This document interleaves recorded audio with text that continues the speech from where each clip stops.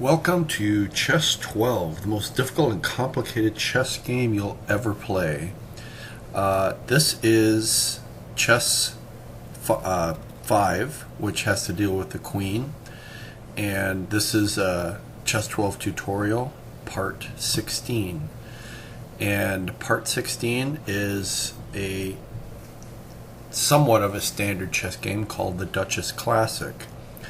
And what the Duchess Classic is, as black and white begin to set up their pieces, white chooses where the king goes, and black will choose where the queen type goes. They can decide at this point to play one of the standard games instead of setting up all the pieces where they want to. And one of the standard games is the Duchess Classic. So at this point, one of them could say, do you want to play the Duchess Classic? And they will both agree. If they don't both agree, then the setup goes on like normal Chess 12 standards. This is the Duchess Classic. And you'll notice where the pieces are. The king is in the standard E1, E8 square. But then to the left of the king, we have the Duchess. Instead of the bishops, we have the dukes. Instead of the knights, we have the champions. Instead of the rooks, we have the general in the H1, H8 square, and the admiral in the A1, A8 square. And then instead of pawns, we have soldiers, which are pawn types. So this is the setup here as I'm showing you, and then we're going to go through and just do kind of a sample move of each of the pieces so you can get a feel for how the game goes. So what's interesting about all the aspects of Chess 12 is that you have many of the same elements that are still that were important in chess 1 are still important here. For example, the opening ideas, the opening theory, controlling the center, developing pieces, protecting the king, those are all still important to develop with the game. The thing that has changed now is how those can go about. Okay, and as you can see with the different variations, those ideas are shifted now. We can't go with the standard openings that we had in Chess 1. We've got a whole bunch of new openings to come up with, a whole bunch of new ideas that people need to develop. So consider that here as we talk about the first piece, which are the soldiers. So a little review from Chess 4. The soldiers are a pawn type piece that can move diagonally, 1 square, 2 squares on the first move. They can also capture forward or capture to the sides. Okay, so this changes how I will control the center with the soldiers, because the middle soldiers, they do not move forward like the middle pawns did. Okay, so controlling the center, you have to move your soldiers from the flank. Alright, so these are a couple of considerations. Keep in mind, any of the moves that I do are mostly to show how the moves can be done. They're probably not the best moves, but as people play these games and develop them more, they can come up with their own good ideas and their own good games. So the admiral and the general, two once again unique pieces. In the Duchess Classic, you only have one rook type piece as opposed to two, and that's the general. But the general also has the added advantage of being able to jump like a knight. The admiral also can jump like a knight, but it is a diagonally moving piece like a bishop as well.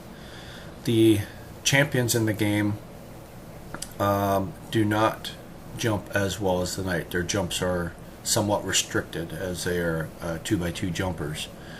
So in essence, the admiral and the general can both take the place of a knight. And you see here I've got some moves where the admiral at A1, White's admiral, moves to B3 and now is attacking their soldier, their center soldier, on D5. The black general has a couple of choices, both of which can attack the soldier on F4. Okay, so once again, probably not the best of moves, but I'm just putting these out here to show you how to develop some of these pieces. The Duke, once again, moves pretty much like a bishop, but also has the capability of moving one square in any direction. And there's a couple of choices for the bishop. The advantage of the Duke, of course, is that you can change him from a light colored Duke to a dark colored Duke. Can't do that with the bishops, so it gives these guys a distinct advantage. So here we have the champion. Once again, can move one square in any direction or do a 2x2 jump, which is basically 2 squares diagonal. That diagonal jumping is a little bit restrictive, but it is a jumping piece nonetheless, and he can shift his position by 1 square if where he's at is not useful.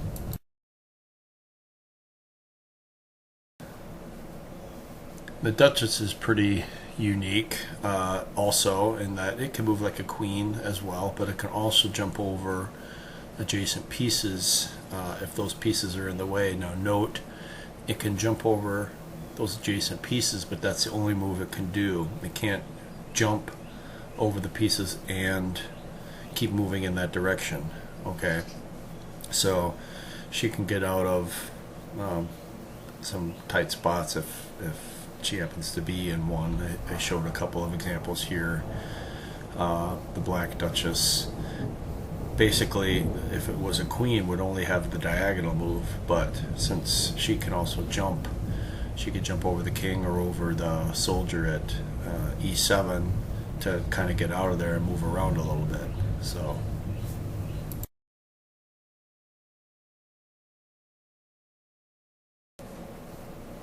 So let's take a look at the controlling squares both on white and black side to get kind of an idea of how the game's going.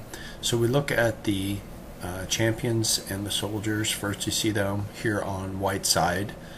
Okay, and I don't have all the squares they can move to. I'm more looking at the squares that they kind of control, what they can capture if another piece was moved there. I made the champion yellow just so you can see the difference between the champions and the soldiers, and then any red arrows are possible captures. Okay, so you get the idea on the white side. You can also get the idea on the black side. Okay, what black's soldiers and champions can do. Okay, take a look at that, and then we'll look at the admiral and the general on the white side. Okay, and the also noting that the jumps here are a little bit transparent, so you can get the idea that in this case the admiral can jump in those locations. The admiral can also jump backwards, but once again I'm looking at the possible squares controlling kind of where black's line is, if you will. And then there's also black's area, his admiral and generals, what they can do, kind of what they're looking at for controlling squares. And then we have the dukes, or sorry, the Duchess and the dukes. Once again, the Duchess I put in orange and the dukes in yellow, so you can see which one's controlling which kind of squares they are. Notice the Duke at F1 is pretty much locked in. That Duke can't do anything. Okay, so that's a bad Duke.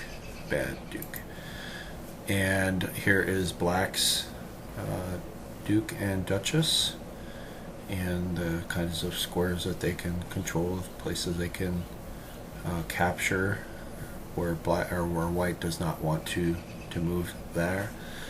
And that's pretty much where you have it. So this is after 8 moves, and that's, you know, all I'm going to show here is just to get the basic idea, the basic start of some game. It's kind of made up as we go along. As you play against an opponent, you'll come up with some more clever tricks and traps and ways to protect yourself and ways to attack to capture their king, because still that's the goal of the game, is to capture the king. So you know, this would be a good game to play, and you know, maybe 2, and after you play that, then you can look at chess part 17 and part 18, which has to do with the Empress. Alright, well, have a good game, and thank you.